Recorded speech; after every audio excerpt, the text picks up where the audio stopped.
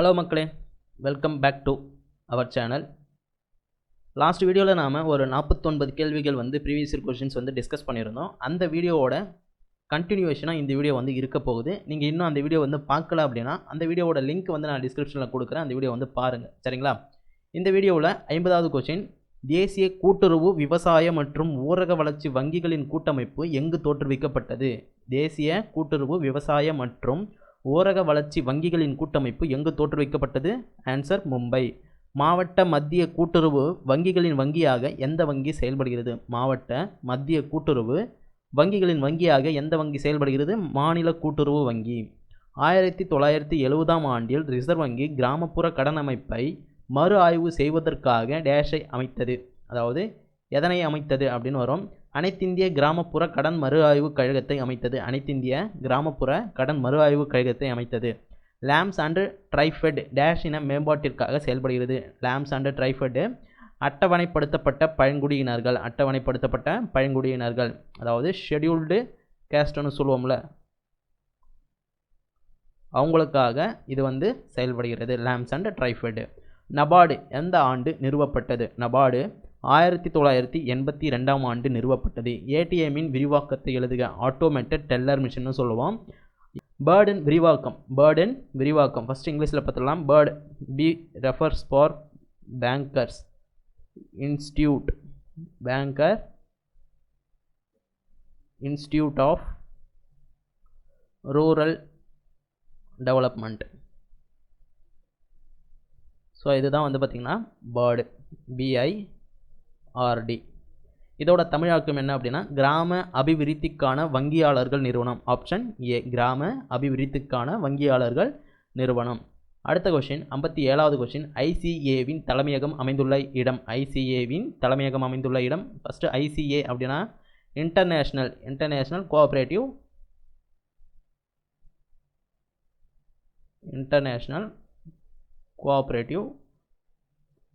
அலியன்ஸ் அப்படின்னு சொல்லுவாங்க. இதனோட தலைமையகம் எங்கே உள்ளது அப்படின்னா ஜெனீவாவில் உள்ளது. ஆப்ஷன் சி, ஜெனீவாவில் உள்ளது. ஒரு கடன் 5 ஆண்டுகளுக்கு மேலான கால அளவை கொண்டிருந்தால் அந்த கடன் என்னவென்று அழைக்கப்படுகிறது?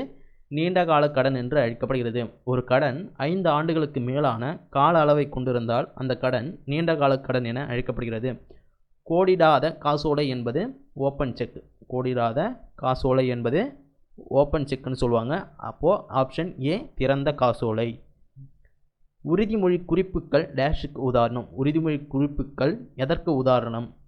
பேச்சுவார்த்தைக்கு உட்பட்ட கருவிக்கு உதாரணம். அதாவது ப்ராமிஸ் பண்ணுறது, நீ எனக்கு இதை பண்ணு, நான் உனக்கு அதை பண்ணுறேன் அப்படின்ற மாதிரி ஒரு ப்ராமிஸ். ஸோ பேச்சுவார்த்தை, உடன்படிக்கை, சரிங்களா? இங்கே பத்திரம், பாண்டு, ஸ்டாம்ப்பு அதுக்கெல்லாம் இங்கே வேலையே கிடையாது. ஜஸ்ட்டு ப்ராமிஸ், அவ்வளோதான். அது பேச்சுவார்த்தைக்கு உட்பட்ட கருவி அப்படின்னு ஒரு உதாரணமாக சொல்கிறாங்க. NPA என்பது கடன் நிலுவை 90 நாட்களுக்கு மேலாக. NPA என்பது கடன் நிலுவை 90 நாட்களுக்கு மேலாக. வங்கியியல் சட்டத்தின்படி ஒரு காசோலையின் ஆயுட்காலம் 3 மாதங்களாகும். வங்கியியல் சட்டத்தின்படி ஒரு காசோலையின் ஆயுட்காலம் 3 மாதங்களாகும், 3 months. முன்னுரிமைத்துறை கடன்களில் இருந்து நலிவடைந்த பிரிவினருக்கு வங்கிகளால் வழங்கப்பட வேண்டிய குறைந்தபட்ச சதவீதம் எத்தனை சதவீதம்? 25%. ஆப்ஷன் டி, சரிங்களா? அதுக்கு அடுத்தது, வங்கியில் வாடிக்கையாளர் வைப்புத்தொகை செலுத்தும் போது வாடிக்கையாளர்களுக்கும் வங்கியருக்கும் இடையே உருவாகுகின்ற ஒப்பந்த உறவுமுறை என்ன? வங்கியில் வாடிக்கையாளர் வைப்புத்தொகை செலுத்தும் போது வாடிக்கையாளர்களுக்கும் வங்கியருக்கும் இடையே உருவாகின்ற ஒப்பந்த உறவுமுறை என்ன? பேங்கர் கஸ்டமர், சரிங்களா? வங்கியர் அப்படின்னா பேங்கர், இங்கே கஸ்டமர், சரிங்களா? நம்ம போயிட்டு ஒரு பேங்க்கில் கேஷ் டெபாசிட் பண்ணுறோம் அப்படின்னா நம்ம பேங்க்குக்கு பார்த்திங்கன்னா கஸ்டமர், அதுதான் சொல்கிறாங்க. பேங்க்கில் வேலை செய்கிறவங்க நமக்கு என்ன அப்படின்னா அவங்க பேங்கர்ஸ், சரிங்களா? அப்போது வங்கியர் வாடிக்கையாளர் அப்படின்ற ஒரு ரிலேஷன்ஷிப். சொத்து வாங்குதல் அல்லது சொத்து விற்றலில் ஈசி என்பதன் பொருள் என்ன? சொத்து வாங்குதல் அல்லது சொத்து விற்றலில் ஈசி என்பதன் பொருள் என்ன? சூழ்நிலை சான்றிதழ். அதாவது ஈசி அப்படின்னா என்கம்பரன்ஸ் சர்டிஃபிகேட்டுன்னு சொல்லுவாங்க. சர்டிஃபிகேட், சரிங்களா? Encumbrance certificate. நகர கூட்டுறவு வங்கிகள் எதன் கட்டுப்பாட்டில் உள்ளன? இந்திய ரிசர்வ் வங்கி மற்றும் கூட்டுறவுத்துறை. இந்திய ரிசர்வ் வங்கி மற்றும் கூட்டுறவுத்துறை.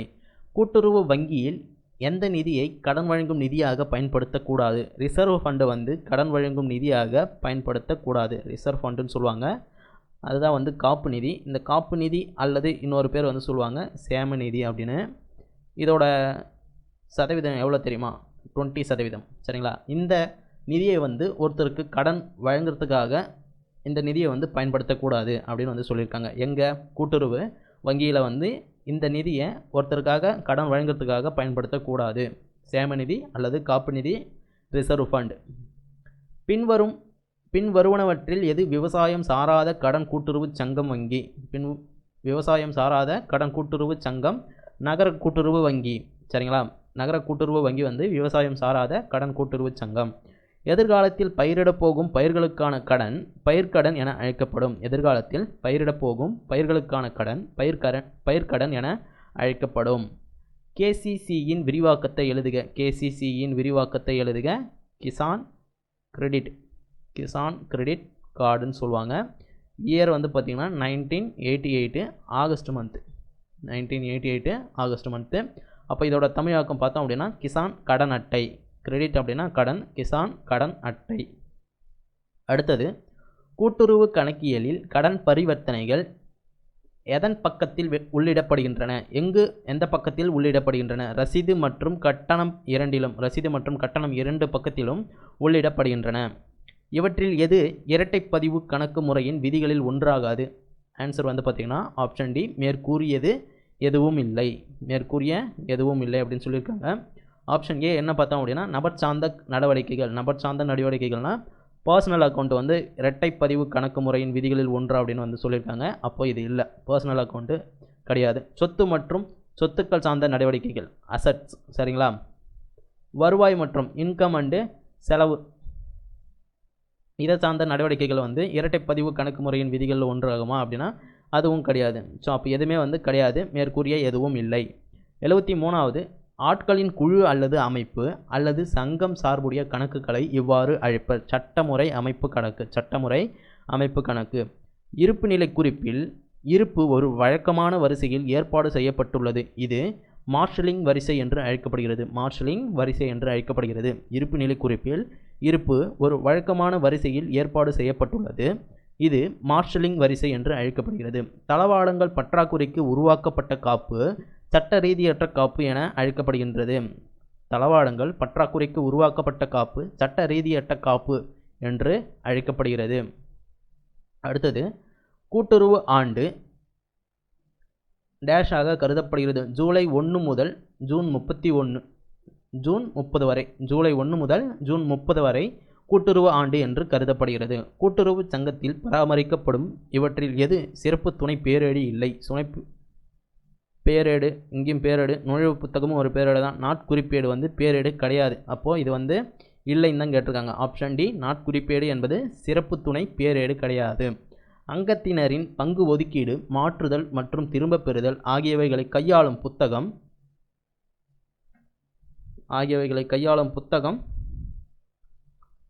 நுழைவு புத்தகம். Option C. அங்கத்தினரின் பங்கு ஒதுக்கீடு, மாற்றுதல் மற்றும் திரும்ப பெறுதல் ஆகியவைகளை கையாளும் புத்தகம் நுழைவு புத்தகம். சுரங்கத்திலிருந்து பெறும் சொத்துக்கள் வீண் சொத்துக்கள் என அழைக்கப்படுகின்றன. சுரங்கத்திலிருந்து பெறும் சொத்துக்கள் வீண் சொத்துக்கள் என அழைக்கப்படுகின்றன. ரேபரிங் செலவு லாபம் மற்றும் நட்டக்கணக்கில் சேர்க்கப்படுகிறது. ரேபரிங் செலவு லாபம் மற்றும் நட்டக்கணக்கில் சேர்க்கப்படுகிறது. சோதனை தணிக்கை இறுதி தணிக்கைக்கு பின் நடத்தப்படும். சோதனை தணிக்கை இறுதி தணிக்கைக்கு பின் நடத்தப்படும். பின்னு வருமா முன்னு வருமா?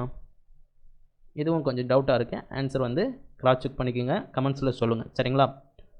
எந்த குழுவின் பரிந்துரையின்படி தணிக்கைத்துறை பிரிக்கப்பட்டது? சந்தான குழுவின் பரிந்துரையின்படி தணிக்கைத்துறை பிரிக்கப்பட்டது.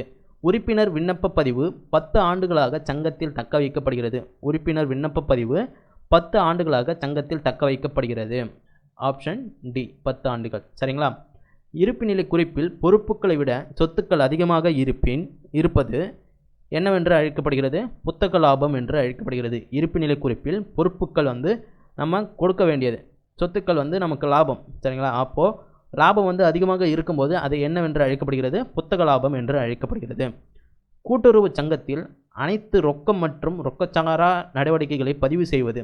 அனைத்து ரொக்கம் மற்றும் ரொக்கச்சாரா நடவடிக்கைகளை பதிவு செய்வது. ஆப்ஷன் பி, நாட்குறிப்பேடு. கூட்டுறவு சங்கங்களுக்கு அரசு வழங்கும் இத்தொகை திரும்ப செலுத்த எதிர்பார்க்கப்படுவதில்லை. உதவித்தொகை கூட்டுறவு சங்கங்களுக்கு ஒரு அரசு வந்து ஒரு உதவி பண்ணுது அப்படின்னா, இப்போது சரியாக ஒரு கூட்டுறவு சங்கம் வந்து சரியாக இயங்கலை, அதுக்காக ஒரு உதவி தேவைப்படுது, மானியம் வந்து தேவைப்படுது அப்படின்னா, கவர்மெண்ட் அந்த உதவி பண்ணிச்சு அப்படின்னா திரும்பி வந்து அந்த தொகையை வந்து ஹெல்ப் பண்ண தொகையை வந்து திருப்பி கட்டணும் அப்படின்னு வந்து அவசியம் இல்லை, எதிர்பார்க்கப்படுவதில்லை அப்படின்னு சொல்லியிருக்காங்க. அப்போது உதவித்தொகை இது விற்பனைக்காக வாங்கிய ஒரு வகை சொத்து அல்லது பணமாக மாற்றுவதற்கு தற்காலிகமாக நிறுத்தி வைக்கப்பட்டது. இது விற்பனைக்காக வாங்கிய ஒரு வகை சொத்து அல்லது பணமாக மாற்றுவதற்கு தற்காலிகமாக நிறுத்தி வைக்கப்பட்டது. மிதவை சொத்துன்னு சொல்லலாம். சரிங்களா? ஃப்ளோட்டிங் அசட்டா. வருமானம் மற்றும் செலவுகளை தணிக்கை செய்வது. வருமானம் மற்றும் செலவுகளை தணிக்கை செய்வது வரி தணிக்கை என்று அழைக்கப்படுகிறது. வருமானம் மற்றும் செலவுகளை தணிக்கை செய்வது வரி தணிக்கை என்று அழைக்கப்படுகிறது. பொறுப்பு, நேர்மை மற்றும் கவனிப்பு உணர்வுடன் தன்னை நடத்தும் தணிக்கையாளர் என்பது தொழில்முறை நெறிமுறைகள் ஆகும். பொறுப்பு, நேர்மை மற்றும் கவனிப்பு உணர்வுடன் தன்னை நடத்தும் தணிக்கையாளர் என்பது தொழில்முறை நெறிமுறைகள் ஆகும். சரிங்களா? ப்ரொஃபஷனல் எத்திக்ஸ், அதாவது சிவாஜி படத்தில் சொல்லுவாங்கள்ல, தொழில் தர்மம், தொழில் நெறிமுறைகள் அப்படின்றது. சரிங்களா? ஸோ ஓகே கைஸ், இதோட இந்த வீடியோ வந்து முடிச்சுக்கிறேன். அடுத்த வீடியோவில் வந்து பார்த்திங்கன்னா ரிமைனிங் இருக்கிற கொஸ்டின்ஸ் எல்லாம் பார்க்கலாம். இந்த வீடியோ உங்களுக்கு யூஸ்ஃபுல்லாக இருந்துச்சு அப்படின்னா நம்ம சேனலுக்கு சப்ஸ்கிரைப் பண்ணிவிடுங்க. மறக்காமல் வீடியோஸ்க்கு வந்து ஒரு லைக் பண்ணிவிடுங்க. அடுத்த வீடியோவில் சந்திப்போம். தேங்க்யூ.